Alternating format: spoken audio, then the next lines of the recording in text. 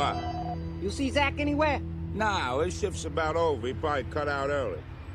That's the problem with the world today. People are lazy. I heard that with my bad ear.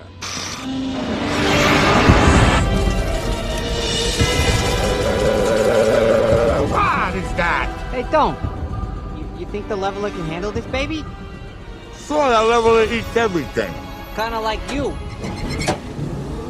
How many times a day I gotta threaten your life?